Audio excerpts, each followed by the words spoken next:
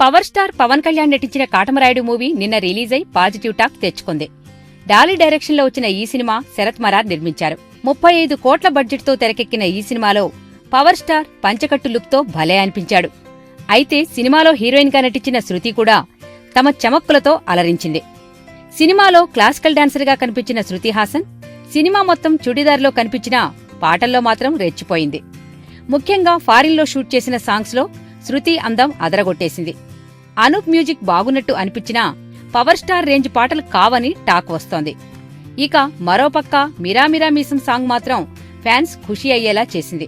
తెలుగు సినిమాలను చిన్నచూపు చూస్తుంది, డేట్స్ విషయంలో దర్శక నిర్మాతలను ఇబ్బంది పెడుతుందన్న వాదన ఉన్నా ఇచ్చిన డేట్స్ వరకు తన నుండి దర్శక నిర్మాతలు ఏమాశించినా అందుకు తగ్గ అవుట్పుట్ ఇచ్చేలా ఉంది శృతి హాసన్. కోలీవుడ్ సినిమాల మీదే పూర్తి ఫోకస్ పెట్టిన శృతి తెలుగులో మంచి అవకాశాలు వస్తున్నా కాదంటుంది. లాస్ట్ ఇయర్ ప్రేమంలో నటించి మెప్పించిన శృతి కాటమరాయుడుతో మరో హిట్ తన ఖాతాలో వేసుకుంది. హిట్ కొడుతున్నా ఆమెను హీరోయిన్ గా తీసుకునేందుకు తెలుగు దర్శక నిర్మాతలు జంకుతున్నారు. ఈ విషయం అమ్మడు గమనించి నడుచుకుంటే మంచిది. ఈ వీడియో గనుక మీకు నచ్చినట్టయితే లైక్ చేయండి, షేర్ చేయండి, సబ్స్క్రైబ్ చేసుకోండి.